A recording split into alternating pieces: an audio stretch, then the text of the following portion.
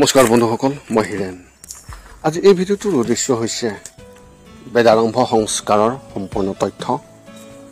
যিটো সংস্কাৰ আমাৰ সেই সনাতনীয় হিন্দু ধৰ্মৰ 16টা সংস্কাৰৰ ভিতৰত বিশেষ এক সংস্কাৰ, যিটো সংস্কাৰৰ সম্পূৰ্ণ বিৱৰণ আপোনালোকে এই ভিডিঅ'টোৰ জৰিয়তে লাভ কৰিব। প্ৰথমে মোৰ চেনেলটো আপোনালোকে ছাবস্ক্ৰাইব কৰি ল'ব, যাতে মোৰ পিছৰ ভিডিঅ'বিলাক আপোনালোকে সহজে লাভ কৰিব পাৰে। লগতে মোৰ ভিডিঅ' যদি ভাল লাগে তেন্তে লাইক আৰু শ্বেয়াৰ কৰিব, কমেণ্ট কৰি আপোনালোকৰ মনোভাৱ প্ৰকাশ কৰিব। এতিয়া আহোঁ মূল বিষয়লৈ। আজি এই ভিডিঅ'টোৰ উদ্দেশ্য হৈছে বেদাৰম্ভ সংস্কাৰ। এজন ব্যক্তিৰ জীৱনত বিশেষ গুৰুত্ব থকা হিন্দু ধৰ্মৰ মুঠ 16টা সংস্কাৰৰ ভিতৰত বেদাৰম্ভ সংস্কাৰ 12 নম্বৰ স্থানত আছে। এই সংস্কাৰ কৰাৰ আগতে বিদ্যাৰম্ভ আৰু যজ্ঞোপৱিত অৰ্থাৎ উপনয়ন সংস্কাৰ অতি প্ৰয়োজনীয়, অন্যথা বেদাৰম্ভ সংস্কাৰ কৰিব নোৱাৰি। যিহেতু বেদাৰম্ভ সংস্কৃতত শিশুক উচ্চ শিক্ষা দিয়া হয়, যাৰ বাবে বৰ্ণমালাৰ জ্ঞান থকাটো অতি প্ৰয়োজনীয়, যিটো সেই ব্যক্তিজনৰ বিদ্যাৰম্ভ সংস্কাৰত পায়। ইয়াৰ পিছত তেওঁৰ উপনয়ন সংস্কাৰ সম্পন্ন কৰা হয়, য'ত সেই ব্যক্তিজনক গুৰুকুললৈ গৈ বৈবাহিক জীৱন পালন কৰাৰ কঠোৰ প্ৰতিজ্ঞা কৰা হয়। ইয়াৰ পিছতহে এজন গুৰুৱে সেই ব্যক্তিজনক শিষ্য হিচাপে গ্ৰহণ কৰি বেদাৰম্ভ সংস্কাৰ আৰম্ভ কৰা হয়। এতিয়া আমি আপোনালোকক এই ভিডিঅ'টোৰ জৰিয়তে বেদাৰম্ভ সংস্কাৰৰ বিষয়ে বিশেষ তথ্য আপোনালোকৰ আগত আগবঢ়াইছোঁ। বেদাৰম্ভ সংস্কাৰ কেতিয়া কৰা হয়? যজ্ঞোপৱিত উপনয়ন সংস্কাৰৰ লগে লগে আৰম্ভ কৰা হয়। যিহেতু শিশুৰ জীৱনত বিদ্যাৰম্ভ সংস্কাৰৰ বয়স 5ৰ পৰা 8 বছৰৰ ভিতৰত বুলি ধৰা হয়, য'ত তেওঁ ভাষা, বৰ্ণমালা আৰু মৌলিক জ্ঞান আহৰণ কৰে। ইয়াৰ পিছত সেই ব্যক্তিজনক সামৰ্থ্য আৰু গুণৰ ওপৰত নিৰ্ভৰ কৰি 8ৰ পৰা 12 বছৰ বয়সত যজ্ঞোপৱিত সংস্কাৰ কৰা হয় আৰু তেওঁলোকক গুৰুকুললৈ প্ৰেৰণ কৰা হয়। ইয়াৰ লগে লগে বেদাৰম্ভ সংস্কাৰ আৰম্ভ হয়, যিটো 25 বছৰ বয়সলৈকে চলি থাকে। অৰ্থাৎ সেই সময়ত সেই ব্যক্তিজনৰ বৈবাহিকৰ বিশেষ সীমা আহি পৰে। এতিয়া আপোনালোকে জানি লওক যে বেদাৰম্ভ সংস্কাৰ কি। এই সংস্কাৰৰ সকলোৱে পোৱা নাছিল, কাৰণ ইয়াৰ বাবে বিশেষ ক্ষমতা আৰু গুণৰ কথাটো অতি প্ৰয়োজনীয় আছিল। লগতে এই সংস্কাৰ পালন কৰিবলৈ কঠিন ব্ৰত ল'বলগীয়া হৈছিল।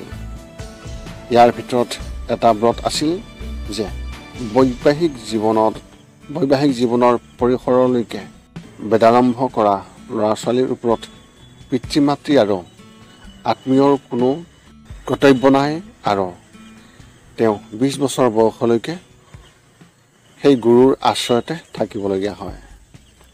ইয়াৰ বাবে তেওঁ 25 বছৰ বয়সলৈকে মাটিত শুব লগা হৈছিল।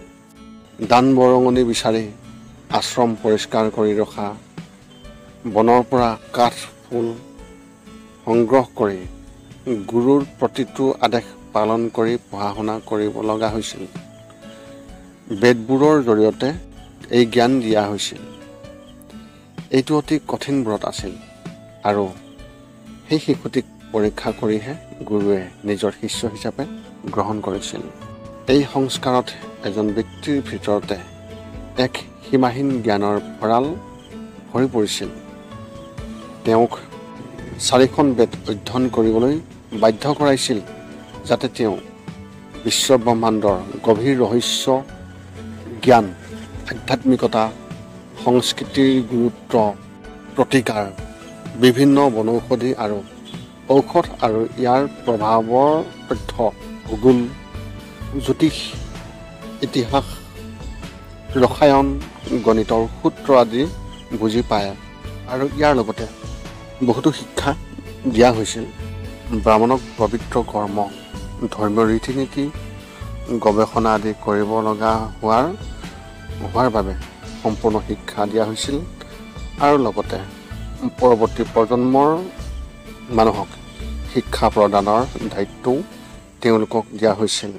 ক্ষেত্ৰ অনুসৰি আনক শিক্ষা দিয়াৰ ব্যৱস্থা আছিল যাতে সকলোৱে নিজৰ ক্ষেত্ৰ অনুসৰি উপযুক্ত কাম কৰিব পাৰে।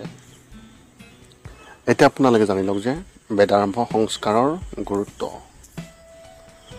সনাতন ধৰ্মত বেদ আছিল শিক্ষাৰ এক অক্ষয় ভঁৰাল, যিটো অধ্যয়ন কৰি এক প্ৰকাৰে মানুহে দ্বিতীয় জীৱন লাভ কৰিছিল।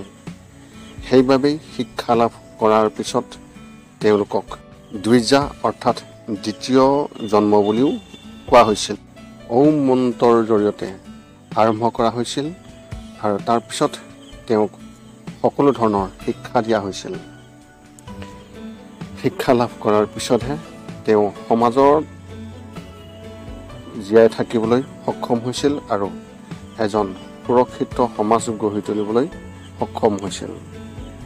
এখন সমাজ আৰু দেশ সুচাৰুৰূপে চলি থাকিবলৈ এজন ব্যক্তিৰ বাবে শিক্ষা লাভ কৰাটো অতি প্ৰয়োজনীয় আছিল।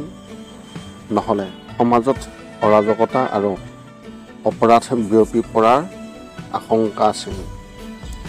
শিক্ষিত সমাজৰ জৰিয়তেহে নিৰন্তৰ আন্দোলন চলিছিল আৰু ধৰ্মীয় কাম কাজ চলিছিল। সেইবাবে বেদাৰম্ভ সংস্কাৰ পাবলৈ বহু জৰুৰী আছিল।